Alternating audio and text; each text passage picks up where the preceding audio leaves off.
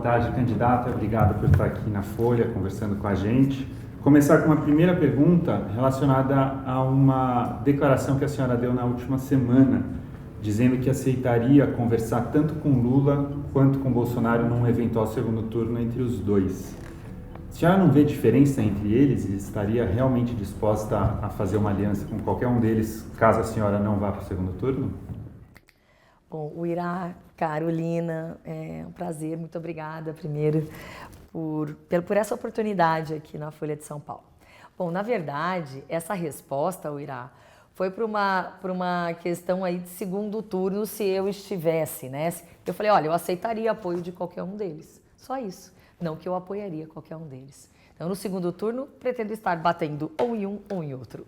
E a senhora não vê nenhuma restrição a receber apoio de nenhum deles? Olha, o partido vai deliberar sobre isso, não sou eu que vou deliberar, eu sou a candidata.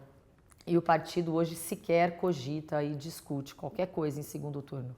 Nós estamos numa corrida, e que essa corrida está chegando já lá na reta final. Eu não vou me distrair em nenhum momento com olhar o cronômetro, me preocupar com isso. Isso não faz parte do meu mundo para eu me preocupar. Não fico pensando nisso. Eu estou trabalhando e levando a minha proposta e a proposta do União Brasil para o país. Isso a gente está trabalhando assim, diuturnamente e sem desviar o foco um minuto. Se eu olhar para o cronômetro, eu tropeço. Agora, candidata, o Bolsonaro ele é apontado como um risco, né, para a democracia, por muita gente, por muitos especialistas. A senhora concorda com esse diagnóstico? Olha, muitas declarações dele nos fazem acreditar que alguma coisa ele abalou, sim, dentro dos três poderes, das instituições, né? Ele não é o conservador que diz ser, porque a gente está ali olhando nas entrelinhas, mas ele está pensando que nós não estamos percebendo.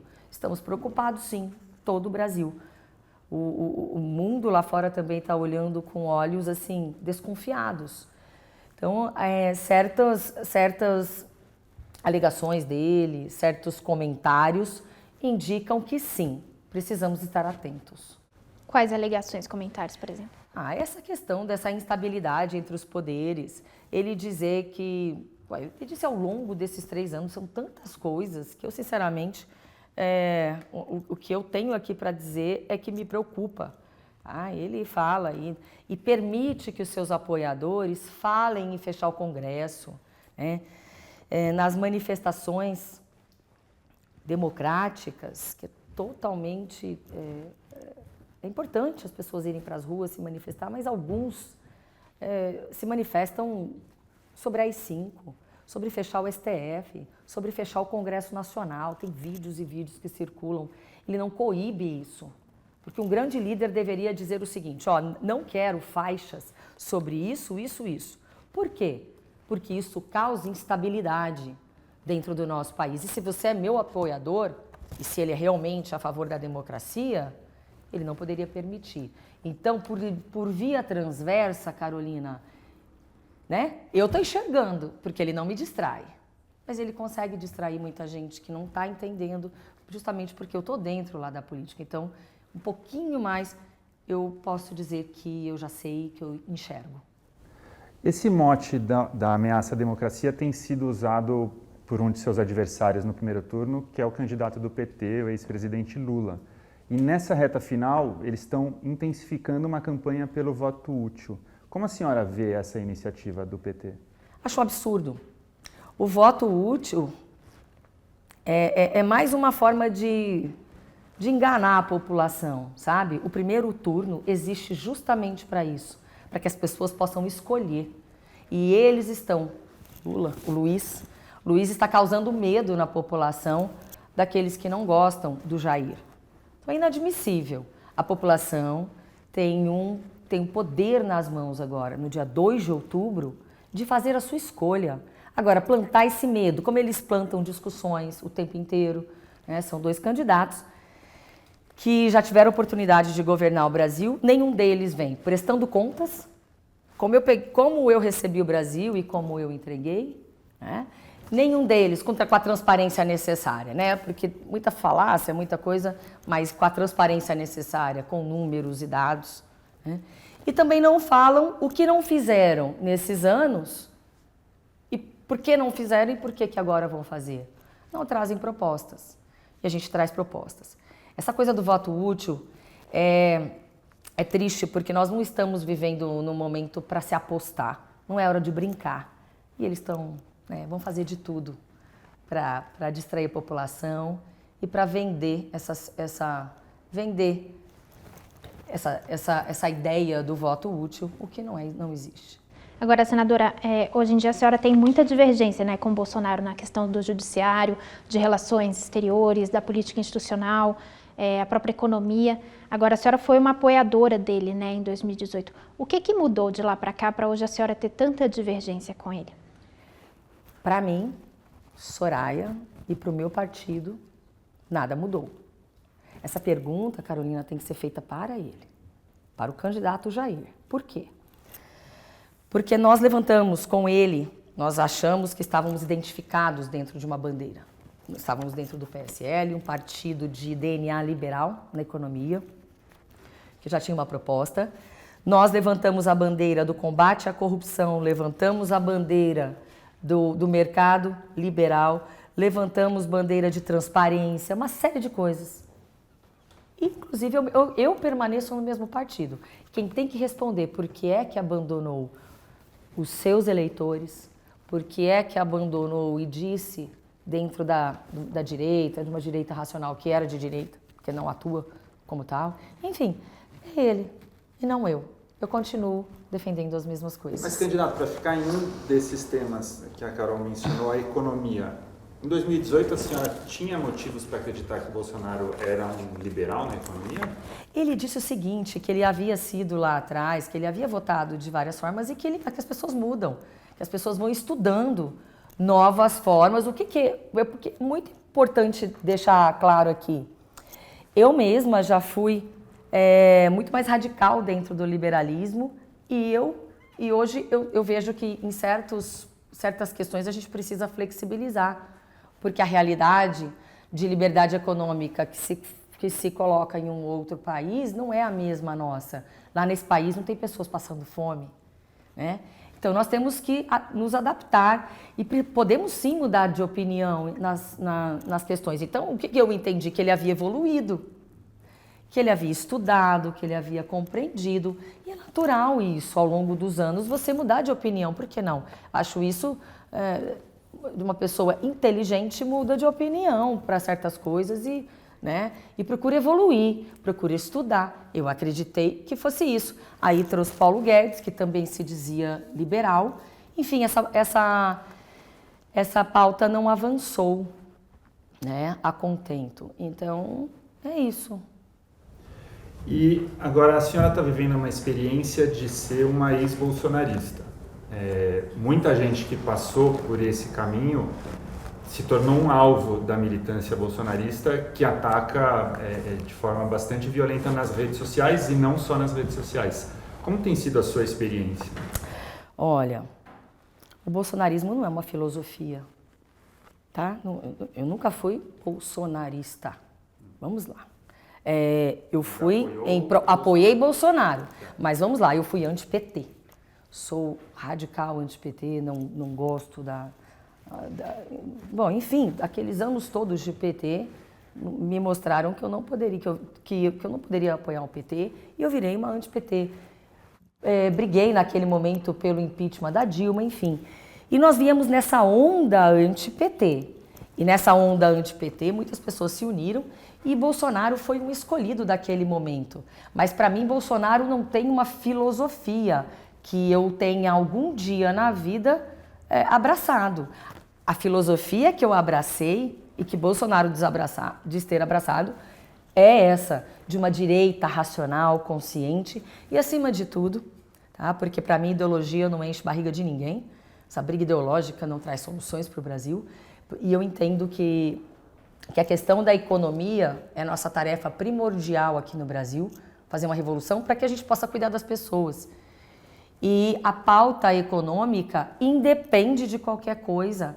A pauta econômica independe de questão ideológica. Isso é para distrair as pessoas, não resolve o nosso problema. Então, O Bolsonaro virou um bolsonarismo para aquelas pessoas que não sei,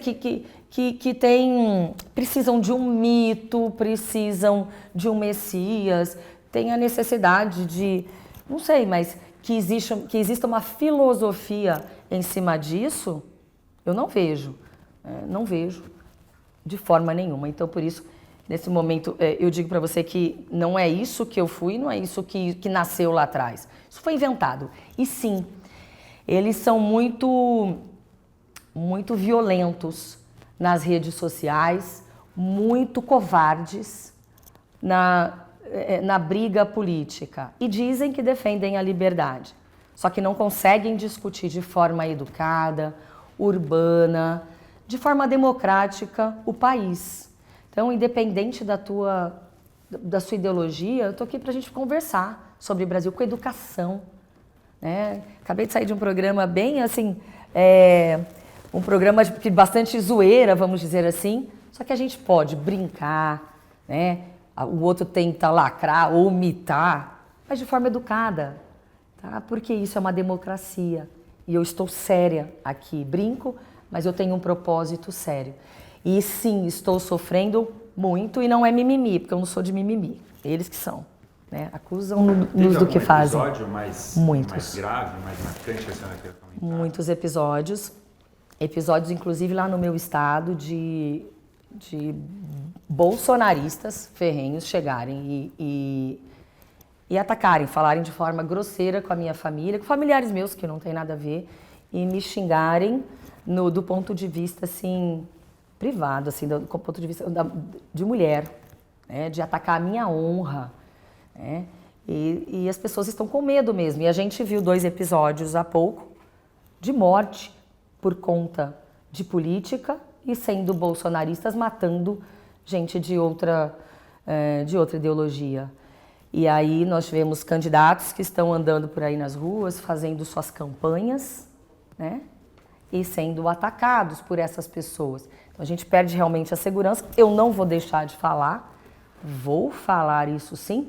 Eles são covardes, mas não vão me amedrontar, né? Eu não tenho rabo preso, estou aqui porque eu posso e porque eu não vou deixar que gente desse tipo, desse nível faça isso em nome, pior, Carolina e o Irá, em nome da liberdade de expressão e também em nome de Jesus, em nome de Deus, né? Tenha coragem de fazer isso, plantando ódio entre nós brasileiros. Isso é um pecado. Chamou muita atenção a participação da senhora no debate quando a senhora disse que a segurança da senhora devia ser aumentada, porque a senhora sabia muita coisa, né, sobre Bolsonaro. E aí a internet ficou cobrando ali no dia seguinte uma revelação bombástica do que é que a senhora sabia. O que é que a senhora testemunhou nesse período em que a senhora era apoiadora, né, do presidente? Carolina, muitas pessoas não sabem a importância e qual é o escopo do trabalho de um legislador. Um legislador legisla e fiscaliza. Ele não só legisla ou fiscaliza. Então, dentro do meu trabalho, sim, eu legislo e fiscalizo. Muitos senadores, muitos deputados, sei lá, vereadores, muita gente dentro do legislativo não cumpre o seu papel. Eu cumpro. Então, cada questão que eu fiscalizo, eu mando para o órgão competente. E sim, tem muita coisa tramitando no TCU, dentro do Ministério Público, que eu já pedi providências, muitos ofícios. Então, eu disse aquilo naquele momento, nós temos a própria justiça, né? Cada um dentro da sua obrigação tem que cumprir, eu tenho cobrado esses órgãos. E lógico, logo depois, eu soltei um simples fato que ocorreu de bastidor, que não significa necessariamente um crime ou nada desse tipo. Mas o que eu quis dizer ali é que, poxa vida, não tem como, né? Eu tô ali dentro, eu vim dentro do governo e tal, a gente começou a se desentender em algumas pautas, porque até pouco tempo eu era vice-líder do governo no Congresso.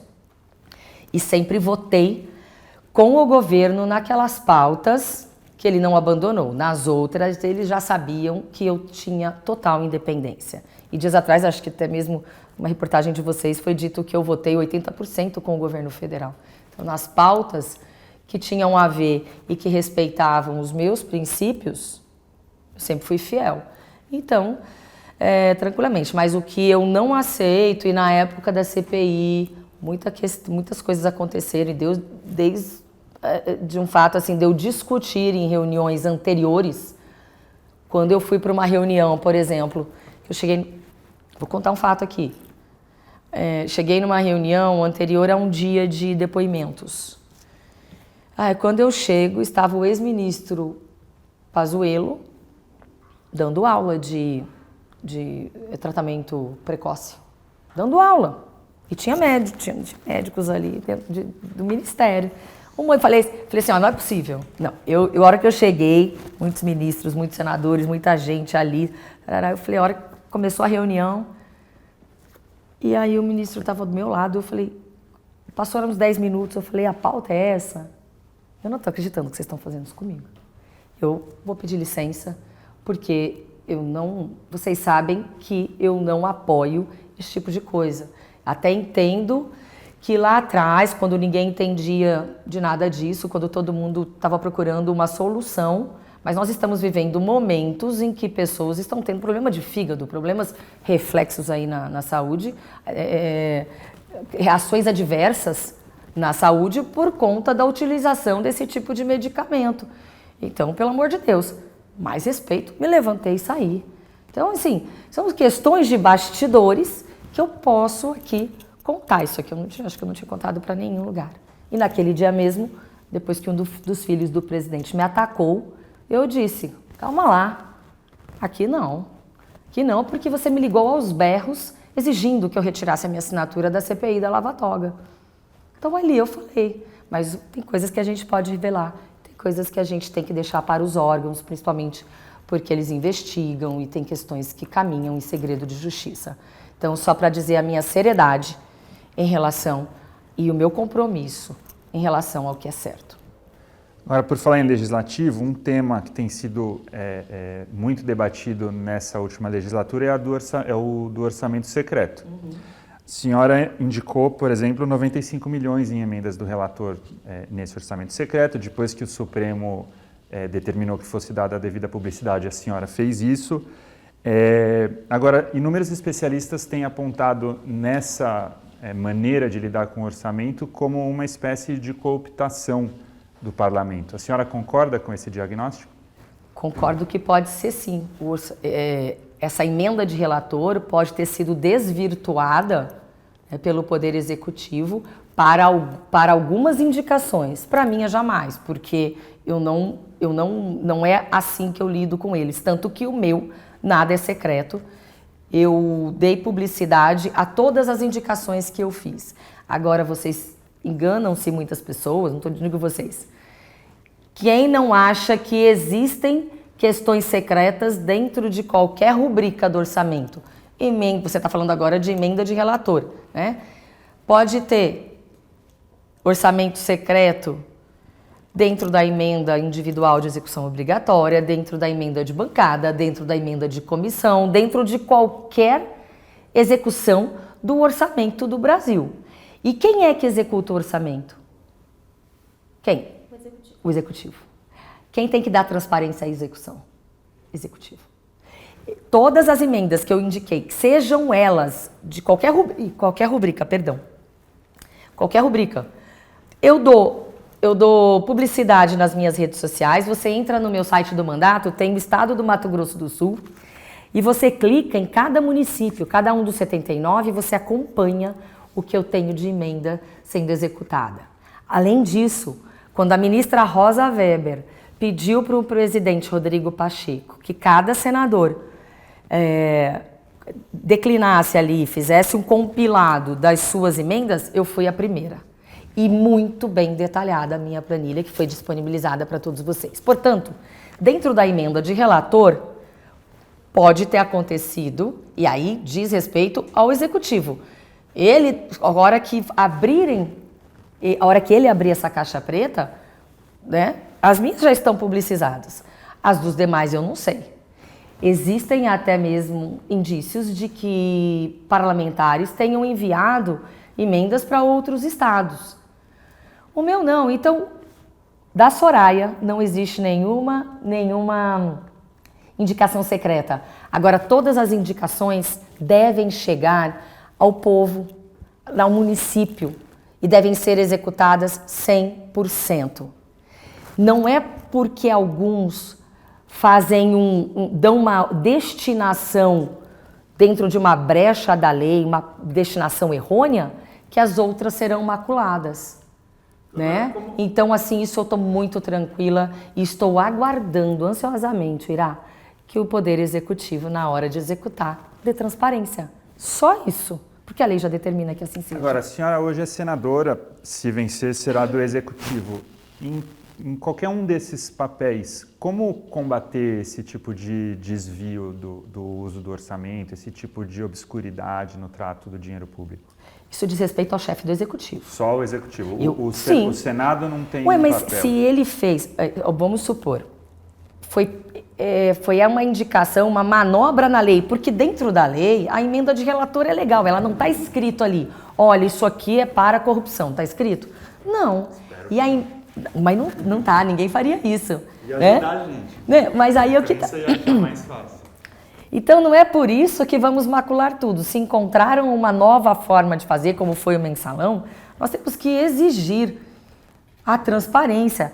Então, se as indicações, se houve algum conluio, alguma mutreta ali dentro, em conluio executivo e legislativo, a ministra Rosa Weber está lá esperando para que seja publicizado. Tem que dar transparência. Agora, se essa foi uma forma que eles inventaram, eu, sinceramente, não estou lá dentro para ver.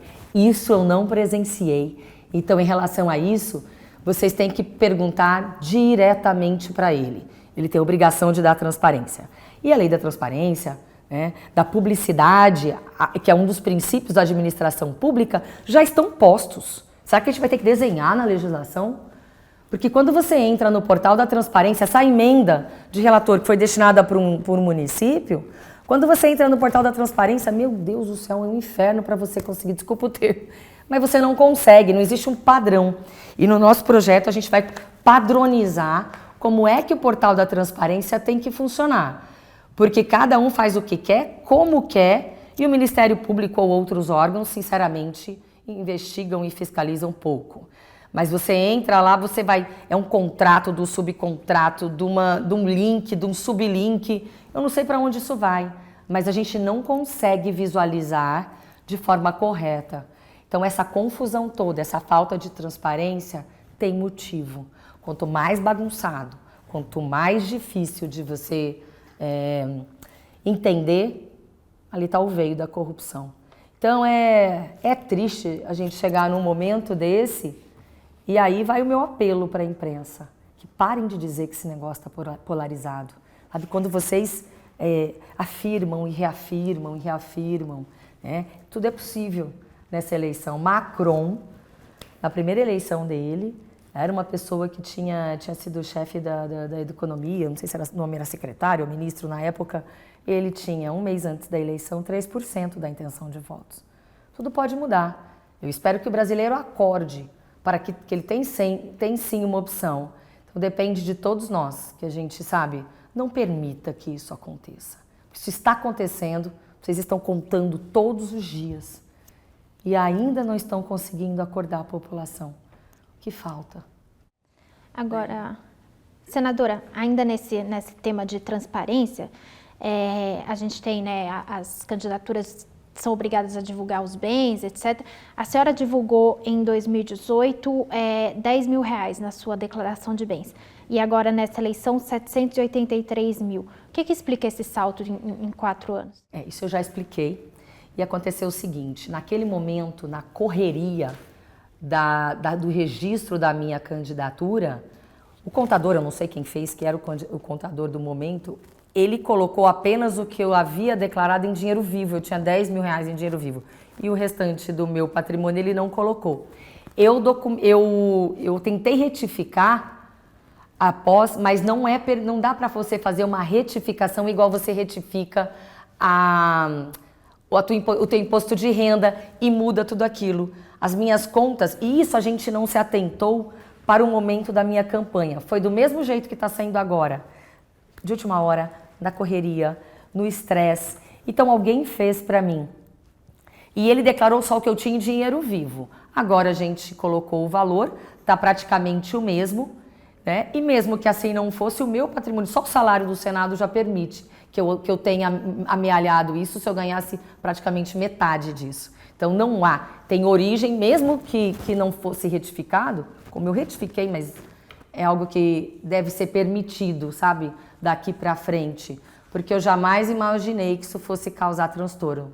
Mas sim, tem origem e teria origem somente no meu salário, metade dele. Então não justifica, né? É algo que não faz nenhum sentido, mas enfim, graças a Deus e obrigada sempre pela oportunidade de registrar. Mas na bobeira ali, na hora de preencher, colocaram só o que eu tinha em espécie, né? Diferentemente de muita gente que compra em dinheiro vivo 51 imóveis, né? Que a gente tem que perguntar para essas pessoas o que é isso, porque o meu tem toda a justificativa e eu tentei retificar, mas não é permitido. Por curiosidade, por que tem político com dinheiro em dinheiro vivo é bom, mas enfim, com dinheiro vivo, 10 mil reais é uma quantia grande para E na prestação da senhora, se não me engano, são 250 agora, verdade. E falei. 50 mil reais é bastante para ter em dinheiro. É o que eu tinha no momento, o que eu tinha em dinheiro vivo no momento da declaração. E por que eu fiz isso? Faz mais de 2, 3 meses que eu estou fora de casa. E a gente ajuda o meu sogro, sogra, familiares, financeiramente e tudo. Muita gente também depende ali da gente. E nós deixamos recurso ali em mãos para que eles pudessem poder utilizar numa emergência, né, numa situação. A minha sogra está passando por problema de saúde. Então, assim, declarei. É possível, não é proibido por lei. Sabia disso, né? 10 mil reais é pouco, é permitido, eu acho pouco. Mas eu costumo ter, não queria ter que colocar aqui aí, ainda mais meu endereço. Mas a gente sempre tem algum recurso em dinheiro para qualquer necessidade. Tá? Pagar funcionário, alguma coisa assim, é absolutamente natural. Se não fosse, eu sequer declararia. Não há proibição, não há problema nenhum. Mas eu precisei me ausentar por um longo tempo, que eu não sei o que é ir para casa. E deixei tudo pronto, se a minha família precisar, para compras do dia a dia, para tudo isso. Porque a gente não tem condição sequer de fazer um Pix, porque não dá tempo. Eu estou com mais de 800 mensagens no meu WhatsApp sem resposta. Sem resposta. Não tem como responder. Então, assim, para deixar toda a minha família muito tranquila e muito segura, deixei lá dinheiro meu, oriundo do meu trabalho. Para mudar um pouco de tema, tratar de um dos principais assuntos da sua campanha, que é o imposto único. Pelas contas de vocês, para a gente entender, essa simplificação tributária, ela seria capaz de manter a mesma arrecadação e de que forma? Olha só, os cálculos vêm sendo feitos pela nossa equipe econômica há muito tempo, capitaneado ali pelo professor Marco Sintra, que é meu vice.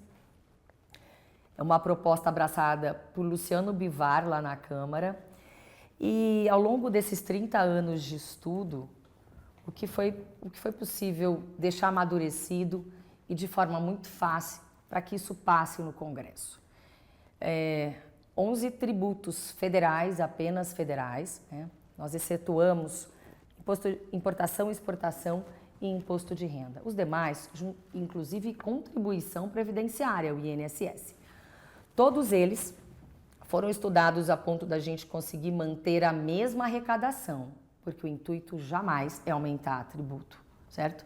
Mas nós não poderíamos diminuir, né? Muito menos o repasse para estados e municípios. Então, essa nossa proposta é simples, porém revolucionária. O que ela vai fazer? Né? Todos esses 11 tributos podem significar de carga tributária para o brasileiro até 25%, principalmente porque onera a folha de pagamento e onera também o consumo. Qual foi o cálculo? Qual foi a grande sacada? Manter. Olha, a arrecadação é X. Só que quem é que paga esse X hoje? Vocês têm ideia? Quem é que contribui? Qual é o percentual da população brasileira que contribui com esse valor? Eu sei que é baixo, mas... Não é alto. É alto? É alto, mas ao mesmo tempo deixa uma bela parcela da população que não contribui. 70% da população arca com esses 11 tributos federais. 30% ou sonegam, ou estão na informalidade, ou estão na ilegalidade. Aí tem lavagem de dinheiro, aí tem uma série de questões, né? Evasão de divisas, enfim. O cálculo foi o seguinte: nós iremos cobrar estes 11 tributos de 100% da população. Como é que a gente pode fazer isso? Digitalmente, pela movimentação financeira. E aí está a grande justiça desse tributo. Porque hoje essa tributação recai sobre o consumo. E aí é muito injusto, porque ricos e pobres pagam os mesmos, vamos supor, 30% que significam a carga tributária sobre o consumo. Quando a gente tira do consumo essa carga tributária, esse mesmo valor, e passa para a movimentação financeira dentro de um imposto digital, com uma alíquota de 1,26%, você permite que essa mesma carga seja suportada por 100% da população, ou 99%. Ah, Soraya, mas e os que vão sonegar? Vão guardar dinheiro debaixo do colchão? Vão ter, sei lá o quê, né? Guardar dinheiro. Ele desestimula a sonegação, porque você sai de uma alíquota de até 25%, de um peso, né, de até 25%, para 1,26%. Então, chegamos neste número de 1,26, não foi à toa. Então, é um imposto que não é declaratório, é uma forma de cobrança moderna, que nada tem a ver com a CPMF, pelo amor de Deus. Se vocês já vão perguntar, eu já vou responder? Posso responder? Pode responder. Então, vamos lá. Porque eu preciso falar isso dia e noite, que outros candidatos dizem, é a volta da CPMF. Eu falo, ai meu Deus do céu, não fala, assim, né? Não é. Primeiro, Marco Cintra, quando era deputado federal, votou 3 vezes contra a prorrogação da CPMF. Marco Cintra, como secretário da Receita, nunca quis implantar a CPMF nesse governo. A única coisa que sobra da CPMF é a seguinte, vamos lá, vamos diferenciar primeiro, tá? CPMF lá atrás acabou sendo mais um tributo, não substituiu. Então foi um estelionato naquele momento. Veio para custear e melhorar a arrecadação para a saúde, não o fez. Veio para ser provisório, virou permanente. Qual é a única coisa que sobra dela? A lição de que arrecadar pelo meio digital funciona. É um meio moderno para se arrecadar. Então já foi feito teste lá fora. Alguns às vezes falam assim, esse imposto nunca foi implantado em nenhum lugar do mundo. Mas o Brasil não é nenhum lugar do mundo. Não existe nada que vá comparar com o caos tributário. Nenhum país a gente pode copiar 100%. O que nós estamos fazendo é um trabalho em cima da nossa realidade. Então eu não posso tentar pegar um modelo e fazer encaixar de um jeito ou de outro aqui dentro do Brasil. Agora, a senhora falou que esse imposto já vem sendo estudado há 30 anos, né? Por que a senhora insiste numa proposta que passaram vários governos aí e ninguém achou uma boa ideia implementar de fato? Não, ele vem sendo estudada, mas ela nunca foi proposta da maneira como está madura para hoje. Antes, nos estudos lá de Marco Cintra e vários economistas, Roberto Campos era um dos entusiastas do imposto único. Tem muitos entusiastas pelo Brasil. E tem partidos até nos procurando, também vou dar em primeira mão, fascinados com o amadurecimento da proposta do imposto único. Lá atrás, há 30 anos, a ideia inicial era fazer o imposto único nacional, com as 3 esferas, federal, estadual e municipal. Hoje a gente propõe de início somente na esfera federal. Nós não estamos propondo aqui que entremos nas esferas estaduais e municipais. A PEC 110, por exemplo, entra e os governadores, os prefeitos são contra. Nós iremos respeitar o pacto federativo. A proposta amadureceu. Ela nunca chegou ao Congresso como ela é hoje. E dentro desse pacote econômico que já está maduro o suficiente, já esses cálculos que nós chegamos por vários motivos. E dentro desse pacote econômico, que não envolve somente o imposto único, nós teremos 2 propostas revolucionárias. Vamos lá. Dentro dessa substituição, como eu disse, entra também a contribuição previdenciária, correto? Então, aquele desconto que é feito na folha de pagamento do INSS não haverá mais, porque vai ser bancado pelo Imposto Único Federal, ok? Aí Imposto Único Federal 1,26%. Só aí, gente, eu já desonero a folha de pagamento, tanto a patronal quanto a do trabalhador, em no mínimo 7,5%. Olha só. Qual é o patrão que pode dar já 7,5% de aumento? E mais, só para terminar o raciocínio, Carolina, dentro do nosso pacote econômico, nós iremos isentar todas as pessoas que ganham até 5 salários mínimos, ou seja, R$ 6.060, do imposto de renda retido na fonte. Então, olha só a revolução que isso pode causar. O empregador não consegue dar esse aumento para o seu funcionário. E o empregador ainda tem a oneração aí da folha de pagamento dele é de 20%. Né? Fora o imposto de renda dele, né, do empregador. Esse vai ser mantido, mas a carga do INSS vai ser retirada. Então, nós já temos aí uma revolução que é exonerar quem ganha até 5 salários mínimos do imposto de renda e da contribuição previdenciária. Você sabe qual é o percentual de brasileiros que ganha até esse valor? Não. 70% da população. Então já vai ser uma injeção na nossa economia, simplificando apenas e não mudando. É a forma de arrecadar e a base arrecadatória. E além disso, o outro cerne da nossa proposta do pacote econômico é trocar, compensar dívida ativa dos empresários em geração de novos postos de trabalho. Dívida ativa que fica perdida, tem que judicializar. Muitos fazem refis, conseguem pagar algumas parcelas. O que nós faremos? Trocaremos, compensaremos dívida ativa por nova geração de postos de trabalho. Então, tem muita coisa bacana na nossa proposta e são questões estudadas, viáveis e concretas. Agora, senadora, a senhora falou que tem partido já interessado nesse tema. Eu queria saber qual partido, porque pode indicar para onde a União pode ir aí no segundo turno. Não, eles. Tem gente aí falando, eu estou encantado com essa proposta aí, olha, ano que vem a gente vai querer encampar, assim, a gente pode copiar? Coisas assim. Não vou falar quem agora, mas não é nesse sentido de querer fazer, não. É de estar encantado porque é uma proposta. É uma proposta fácil e viável. E digo que os parlamentares vão querer ter a sua digital nessa revolução. Vai ser muito importante para o Brasil.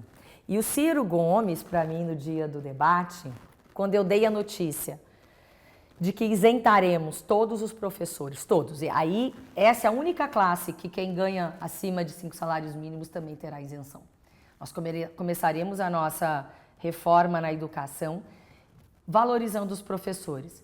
Então, nenhum vai pagar mais imposto de renda neste país, o que acontecia até 1964.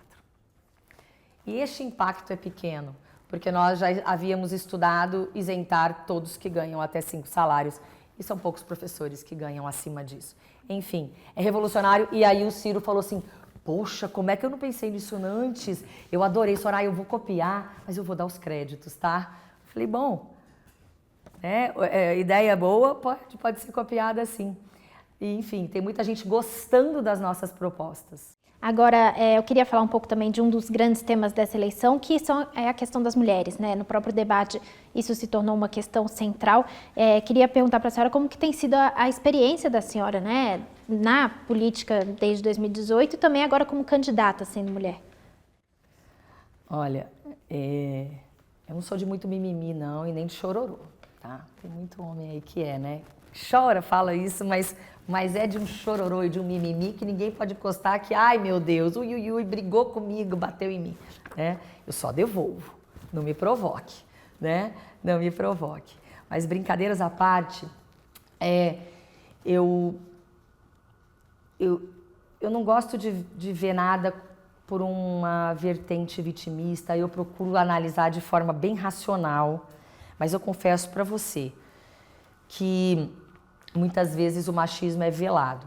Eu sofri violência política em 2018, né, por conta de questões lá que ocorreram agora, e a gente vê, sim, a gravidade do que fazem com muitas mulheres, né? Os partidos têm que tomar conta disso e não permitir. Eu presido a União Brasil Mulher Nacional e eu vejo, né, dentro, e estou trabalhando para coibir dirigentes estaduais que combinam uma coisa com uma mulher e de repente não cumprem. Então eu tenho certeza, como a gente conversa com outros partidos também estão sofrendo, né? Proibir de todas as formas candidaturas laranjas, né? E tem muita mulher boa. Estou procurando, e é o que eu tenho feito, né, dentro da gestão do União Brasil Mulher, trazer mulheres para a política, porque elas não consideram, e suas famílias também não consideram, que esse seja um ambiente saudável, um ambiente que eles gostariam de ver as suas esposas, as suas parceiras, companheiras, mães, amigas, enfim. Porque é assim, você tem que ter, Carolina, uma força maior, assim, para você se impor, você tem que estudar dobrado e você tem que se impor. Dias atrás, falei isso na tribuna do Senado Federal.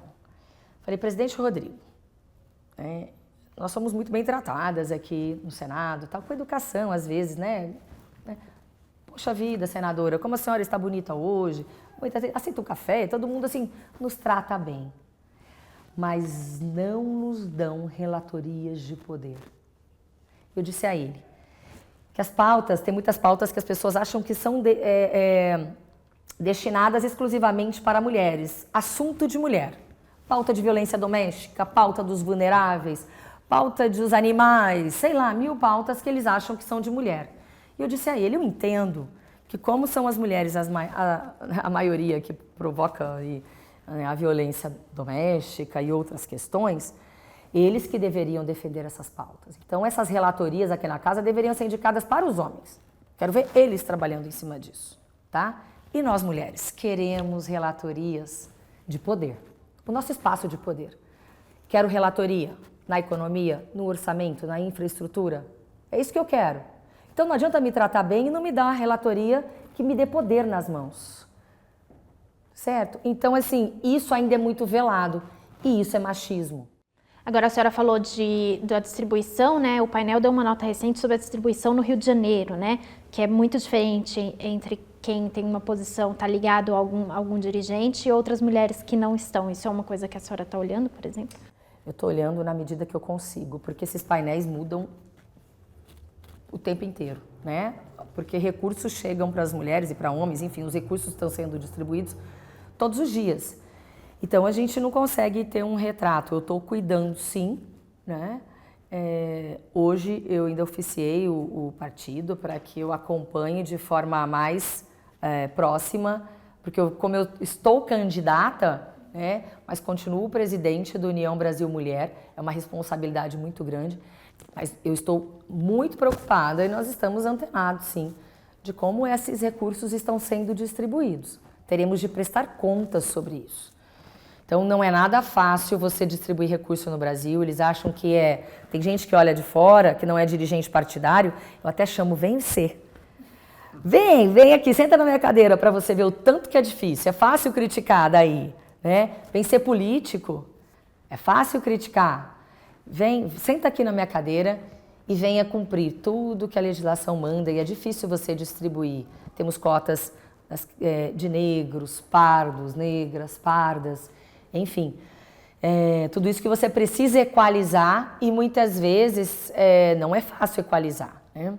Eu, graças a Deus, no meu estado, no Mato Grosso do Sul, cumpri as cotas, coloquei a mais do que a legislação determina, mais de 30%, enfim, estou bem. Outros estados não, outros estados não fizeram o mesmo e nós estamos apanhando porque a conta é nacional. Estamos aqui sofrendo para distribuir o fundo eleitoral, porque alguns estados não cumpriram, né?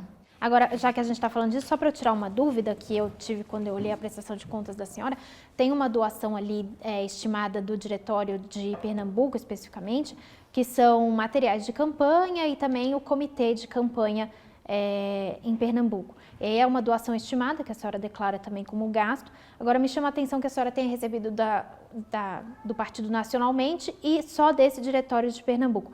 É alguma campanha casada com a do Bivar especificamente? Esses materiais são da campanha dele também? Como é que funciona? Eu tenho um diretório, o maior diretório meu no Brasil é lá, é em Pernambuco. Porque eu seria a vice do presidente Luciano Bivar. Nós já estávamos trabalhando conjuntamente. E foi Luciano Bivar que indicou meu nome. Ele é o maior entusiasta da minha candidatura. Obviamente, eu vou investir e a minha campanha vai trabalhar onde querem fazer o meu nome. A verdade é essa. Eu não vou colocar... Seria esquisito se um candidato, por exemplo, que já disse que não vai levar o nome da candidata Soraya, eu ter um comitê naquele local. E tem comitês por todo o Brasil de vários valores. Então, ali o comitê é meu também. E ali todo o material de campanha tem o meu rosto, do tamanho, sabe, que justifique. Eu tenho cabos eleitorais por todo o Brasil, mas lá realmente é muito intensificado. Então, isso está na legislação, está coerente e justificado. Agora, eu não posso investir onde o candidato ao governo e tal não quer fazer o meu nome, eu tenho que respeitar, né? Agora, onde quer fazer, sim. Se eu tenho para investir, eu vou investir no povo, vou colocar cabos eleitorais nas ruas trabalhando, isso aquece a economia local. Eu faço isso muito feliz, porque é o dinheiro do fundo eleitoral para financiar a democracia que retorna para o povo, e não recursos privados que a gente não sabe a troco do que foram doados. Mas a campanha lá é casada, a senhora... Casadíssima.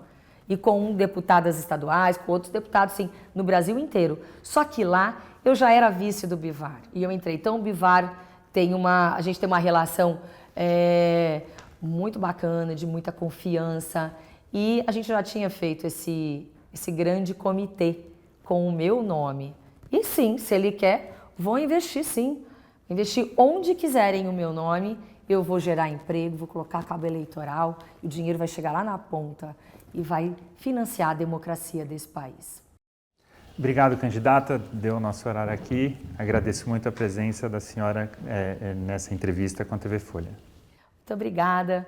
Eu gostaria de agradecer a todos vocês aqui da Folha e dizer para os brasileiros que não podemos permitir que nos distraiam com briga, com confusão. Não podemos. Candidatos que estão brigando aí estão apenas nos distraindo. Brigas ideológicas não vão te dar emprego e colocar comida na mesa do brasileiro. Nós precisamos de propostas. E sim, o Brasil tem opção, é possível mudar do dia para a noite, tem muita gente ainda indecisa e que disse assim, olha, falaram para mim, Soraya, eu não estou sequer pensando nisso, eu não estava. Porque agora que você veio falar aqui comigo, eu agora gostei, porque eu estou no chão, eu tô conversando com todos os brasileiros que eu posso. E essas pessoas estão dizendo o seguinte, eu estou preocupada em comer, eu não sei como é que eu vou comer amanhã, eu não sei como é que eu vou pagar minhas contas amanhã, eu estou com a minha conta de luz cortada. Enfim, é este o Brasil que entregaram para nós, 20 anos de má gestão e de corrupção. Então eu não vou me acovardar, a União Brasil jamais vai se acovardar neste momento. Então chega de briga e confusão, o Brasil quer paz e união, o Brasil precisa de alguém que cuide das pessoas. E essa briga aí não nos une. O que nos une é muito maior do que essa briga ideológica. Muito obrigada.